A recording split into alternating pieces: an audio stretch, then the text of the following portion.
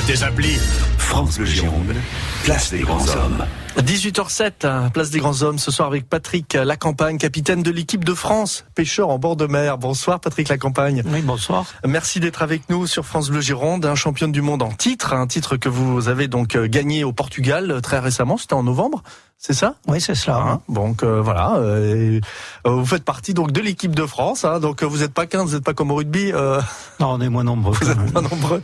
Bon, vous êtes aussi président du comité départemental des pêcheurs en mer de la Gironde et président du club Surf Casting Club Girondin. Vous êtes très impliqué également à la fédération française. Alors champion du monde, comment vous avez gagné ? Comment ça se passe ? Moi je vous demande ça un peu naïvement, une compétition comme ça internationale de surf casting. Bien, dans le surfcasting, chaque année, il y a un championnat du monde qui est organisé dans un pays différent. Et au niveau de l'équipe de France, on envoie 2 équipes, une équipe masculine et une équipe féminine. Et les 2 équipes sont composées de 6 compétiteurs, 5 compétiteurs plus un remplaçant, un capitaine, un vice-capitaine. Et après, on concourt pendant une semaine avec une manche d'entraînement et 4 manches de 4 heures, donc tous les jours. Et avec après un classement qui se fait tous les jours. Et un classement final après qui détermine un podium. Donc il y a des points en fait. Oui, tout à fait. Et alors c'est quoi le plus grand nombre de poissons ? Alors, le poids ? C'est le plus gros poids de poissons par manche et par jour. Ah oui. Donc en fait un seul mais un gros, c'est mieux que des fois que 3 petits. Non, c'est chaque jour d'essayer de faire le plus possible. Ah bon, vous ne pouvez pas gagner en ayant fait le plus gros poisson. Ah bon, très bien. Bon, et vous alors, l'équipe de France, vous avez donc gagné parce que justement vous avez bien pêché, les conditions étaient bonnes, ça s'est bien passé. On s'est très bien adapté aux conditions, c'est-à-dire qu'on connaissait déjà, on était quelques-uns à déjà connaître les lieux de pêche. C'était au Portugal. On avait déjà fait des championnats dans des endroits très proches de Loulé, la ville où on était. Donc on était bien préparés et on est arrivé 2-3 jours avant pour s'entraîner. On avait donc mis en place des stratégies de pêche qui se sont révélées payantes. Voilà, c'est-à-dire que vous regardez un petit peu l'environnement, vous regardez la mer, vous regardez un peu les postes et c'est ça, et vous dites voilà, on va pêcher comme ça. Voilà, et puis à l'entraînement, on met en commun toutes nos remarques. On fait donc des débriefings tous les soirs et après lors des manches, le capitaine et vice-capitaine et accompagnateurs espionnent ce qui se passe chez les uns, chez les autres. Alors tout le monde le fait, mais comment vous faites ? On regarde ce qui se passe, on prend des photos. Vous avez le droit de faire ça ? Oui, tout à fait. Ça fait partie de petits espionnages. De toute façon, la pêche, on dit toujours que ce sont que des petits trucs, donc ces petits trucs, il faut les trouver. Et alors, donc vous êtes côte à côte, en fait, les différentes équipes sont côte à côte, pratiquement. Non. Il y a 5 pêcheurs par nation qui pêchent. Ils sont dans 5 secteurs différents et ils sont espacés de 20 mètres chacun. Donc, ce qui veut dire que là, chez les hommes, il y avait 17 équipes. Donc, ça prenait une certaine place sur la plage. Et donc, après, le rôle des capitaines, c'est de passer derrière tous ces compétiteurs et de surveiller, d'aller renseigner ces compétiteurs et d'aller espionner les autres. Voilà, j'ai bien précisé, pêcheur en bord de mer, donc le surfcasting, on est bien sur la plage, on lance évidemment sa canne, on n'est jamais en bateau. Non. Donc voilà, c'est pas votre spécialité. Non. Il y a une équipe de France, j'imagine. Il y a une équipe de France bateau, il n'y a pas d'équipe de France féminine bateau, mais une équipe de France bateau, une équipe de France jeune en bateau, comme il y a d'autres équipes de France au niveau de la Fédération française de pêche. Mais au niveau de la pêche en mer, en bord de mer, il y a une équipe de France masculine, une féminine et 2 équipes de jeunes. Bon, cocorico quand même, championne du monde, voilà, rien à dire. Des pêcheurs de l'Atlantique, enfin vraiment de toute la France ou plutôt de notre région ? Alors cette année, l'équipe avait une forte couleur aquitaine puisqu'on avait 4 Aquitains. On avait donc un jeune de mon club, Benoît Vernet. On avait un jeune de Biganos, Mathieu Labuato, qui a fini champion du monde individuel, et 2 autres pêcheurs de Mimizan, et on avait un pêcheur du Nord et un pêcheur de Nice. Voilà, donc on a des bons pêcheurs, on a peut-être des bons spots, j'en sais rien, on va voir ça. Donc en Gironde, peut-être on a des endroits appropriés pour la pêche en surfcasting. En tout cas ce soir dans Place des Grands Hommes, bien donc c'est Patrick Lacampagne, capitaine de l'équipe de France pêcheur en bord de mer, qui est avec nous jusqu'à 18h25. Place des Grands Hommes, 18h15, Patrick Lacampagne, capitaine de l'équipe de France pêcheur en bord de mer, championne du monde en titre donc au Portugal en novembre dernier, donc l'équipe masculine et féminine, donc carton plein évidemment pour les 2 équipes de France en surfcasting. C'est de la pêche donc en mer, de la plage, donc c'est bien clair. Vous nous avez expliqué qu'on pouvait espionner les petits camarades en pleine compétition. Alors les espionner, c'est de dire ah bah tiens, ils pêchent plus près, ils pêchent plus loin, donc voilà, on a le droit de faire ça, et ça s'avère payant en fait. Oui, bien sûr. Bien sûr, c'est un petit peu obligé, si vous voulez, parce que quand on va faire un championnat dans un pays qu'on connaît pas obligatoirement, il faut essayer de s'adapter, il faut trouver les astuces, il faut trouver où se trouve le poisson. Et après, comme ça peut changer pendant la manche de pêche, en fonction de la marée, en fonction un petit peu d'éléments qu'on maîtrise pas toujours, il faut s'adapter. Ouais. Alors le vent, par exemple, la mer qui change un petit peu. Voilà, le fait que ce soit de la marée haute qui est de plus ou moins d'eau, et puis des fois c'est un banc de poissons qui va passer une certaine distance du bord. Il faut pas pêcher ni trop loin ni trop près, il faut pêcher au bon endroit. Donc si les voisins font du poisson, il faut que vos pêcheurs en fassent aussi. Bon, alors l'équipe de France, donc championne du monde en 2015, fin 2015, en général on est plutôt bon en surfcasting, ou alors c'était la première fois vraiment qu'on brillait? Au niveau de l'équipe de France masculine, depuis de nombreuses années, on était quand même pas très bon. Il y a une très très grosse concurrence, en particulier les Espagnols ou des Portugais, des Anglais, des Irlandais, et donc on est toujours entre, disons, la 5e et 10e place. Bon, alors donc là, super. Hein. Là, c'était cocorico, ouais, on était très exactement. heureux. Alors vous l'avez dit avec plusieurs pêcheurs de notre région, la pêche en surfcasting en Gironde, c'est un bon spot, notre département. Oui. Oui, c'est un bon spot. On n'a pas beaucoup de clubs malheureusement, mais on a quand même un bon spot. Et puis on a des plages qui sont tout à fait propices au surfcasting. De toute façon, on dit que l'Aquitaine, c'est le berceau du surfcasting, puisqu'on a les longues plages qui permettent ce type de pêche. Il y a quoi à prendre comme poisson? Du bar, vous avez du mulet, vous avez des poissons plats, sol turbo.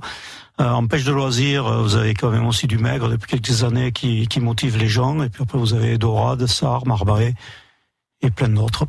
Et alors, les jeunes sont intéressés? Il y a de la relève? Vous sentez que les jeunes ont envie aussi de pratiquer? Oui, il y a de la relève. Le problème, c'est que la relève, elle vient souvent de fils de pêcheurs qui accompagnent les parents. On a quand même un peu de mal à motiver des gens qui seraient pas dans ce milieu.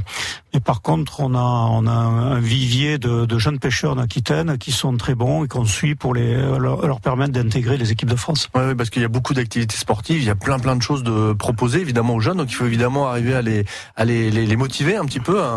Bien sûr, il y a le surf qui est quand même une concurrence énorme, et puis après, la pêche en bord de mer, c'est quand même des fois un petit peu ingrat. On fait des concours de pêche surtout en hiver, on commence très tôt la saison et les résultats sont pas toujours très bons, donc c'est quand même pas toujours facile. Effectivement. Oui. Là, on parlait de la compétition que vous avez remportée, mais c'est vrai que comme tout sport, il y a du travail, il faut y aller, il faut être persévérant et y aller quand il fait pas beau. Tout à fait. Puis des fois, on rencontre des conditions de mer qui sont très très difficiles et très très dures aussi pour les jeunes. On pêche des fois des vagues assez fortes. Donc ça peut être dangereux. Alors comme dans les compétitions, enfin comme au rugby ou au foot, on repère les jeunes assez vite, on voit ceux qui ont du talent qui vont devenir des bons pêcheurs. Oui, parce que on essaie de les amener au championnat de France. Et après, il y a un classement national qui est fait sur les résultats du championnat de France.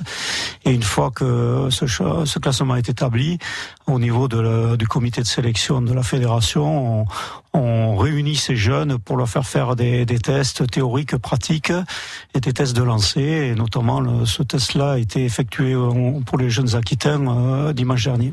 Et qu'est-ce qu'il faut comme qualité, alors physique ou psychologique, pour être un bon pêcheur de surfcasting? Alors physique, il faut savoir lancer, il faut savoir manier des cannes qui font 4,20, 4,20 m, 4,50 m. Il faut donc un bon physique, une bonne connaissance de la mer pour pas se faire emporter par les vagues. Et après, la connaissance de la pêche et savoir monter les bas de ligne, reconnaître les poissons, connaître le règlement.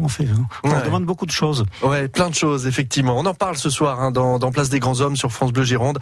Patrick Lacampagne, capitaine de l'équipe de France pêcheur en bord de mer, donc championne du monde en titre. On peut le dire effectivement, puisque le titre, vous l'avez obtenu en novembre dernier au Portugal. Donc superbe titre, ainsi que l'équipe féminine d'ailleurs. Superbe. Donc on en parle ce soir de la pêche en surfcasting. La Gironde est un bon spot et on va voir un peu comment on peut s'entraîner, comment on peut justement apprendre à lancer. Vous faites des concours, en tout cas des journées. On voit ça dans un instant. France Bleu Gironde, place des grands hommes. Avec ce soir Patrick Lacampagne, capitaine de l'équipe de France pêcheur en bord de mer, qui est mon invité, championne du monde en titre au Portugal, donc en novembre 2015. Alors Patrick, vous qui êtes aussi président du comité départemental des pêcheurs en mer de la Gironde, président du club Surfcasting Club Girondin, vous êtes un passionné, vous pêchez depuis toujours, vous Patrick? Ah oui, depuis tout petit. Ouais. Vous vous souvenez de la première fois que vous avez commencé à pêcher? C'est difficile parce que j'accompagnais mon père ou mon grand-père quand j'étais tout petit.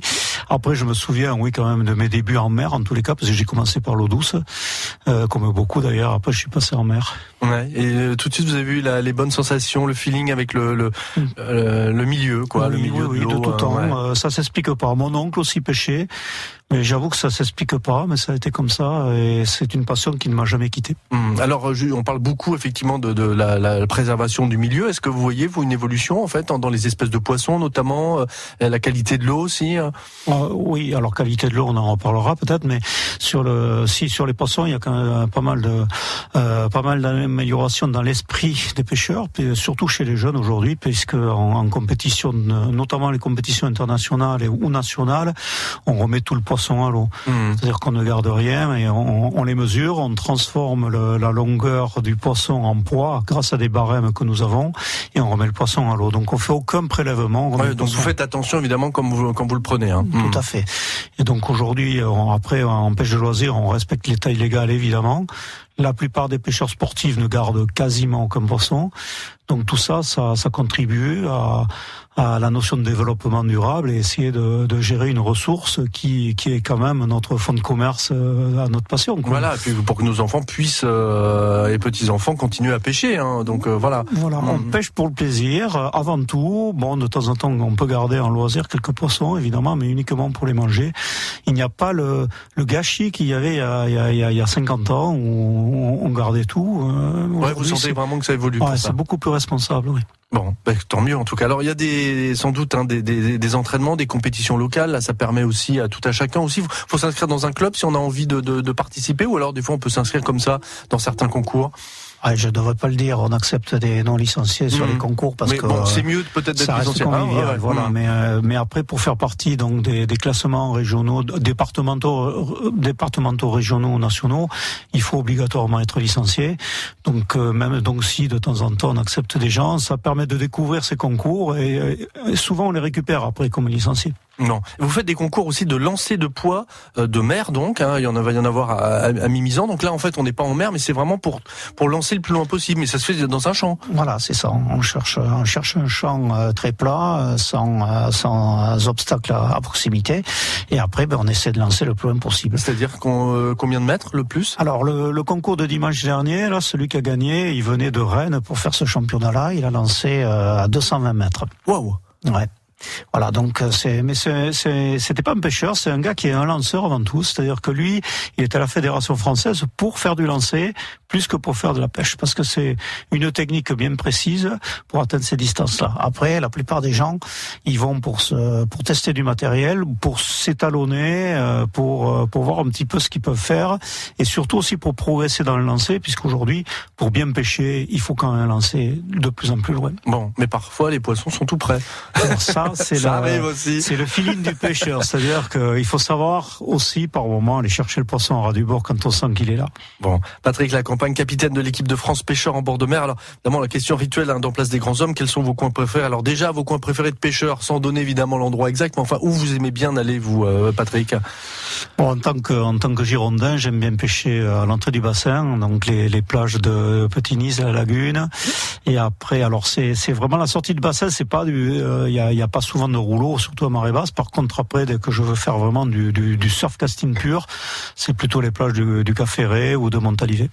Alors j'imagine qu'avec évidemment vos responsabilités, vous êtes souvent pris, puisque je le disais, vous avez quand même pas mal de casquettes. Bon, vous avez le temps de faire autre chose aussi. Est-ce que vous avez des petits coins aussi sympas, je sais pas, à Bordeaux, à vos petits coins préférés de Gironde, vous aimez bien aller quand vous pêchez pas? Alors quand je pêche pas, je me balade pas trop dans Bordeaux. Bon, je suis très sportif, donc je vais voir des matchs de basket surtout. Et puis après, dans tout le reste du temps, très honnêtement, il est axé sur la pêche parce que je pratique aussi la pêche en eau douce. Donc, ça fait des gros plannings, effectivement. Bon, comment on peut renseigner effectivement celles et ceux qui ont envie de faire partie de clubs? Alors le Surf Casting Club Girondin, on peut en parler. Il y a un site internet, il y a aussi toutes les infos, j'imagine, si on a envie de se renseigner. Oui, si vous tapez SCC Girondin, vous trouverez notre site internet, vous verrez nos animations, vous verrez des diaporamas, vous verrez les calendriers, vous verrez aussi des calendriers d'animation, parce qu'on essaie quand même de faire un petit peu de formation et d'animer avec des pêcheurs qui sont pas obligatoirement les pêcheurs de compétition, il y a aussi des pêcheurs de loisirs, Mais très honnêtement, la compétition nous prend beaucoup de temps. Voilà, et un jour peut-être vous ferez partie vous aussi de l'équipe de France. Dernière question, est-ce que vous avez un maillot bleu avec un petit coq aussi comme les joueurs de rugby, enfin vraiment comme les équipes, non? Oui, de France, pareil, c'est ça. Tout à fait, on a des maillots avec des sponsors et également des maillots. On avait un petit peu copié les maillots de l'équipe de France, donc avec le coq. Très bien. Tout à fait. Bon, merci beaucoup en tout cas Patrick Lacampagne, capitaine de l'équipe de France pêcheur en bord de mer, donc championne du monde en titre, ainsi que l'équipe féminine. On le rappelle aussi, les deux équipes ont gagné en novembre dernier donc au Portugal. Bravo à vous et à très bientôt. Merci. Bonsoir. Au revoir. Retrouvez Place des Grands Hommes sur francebleu.fr.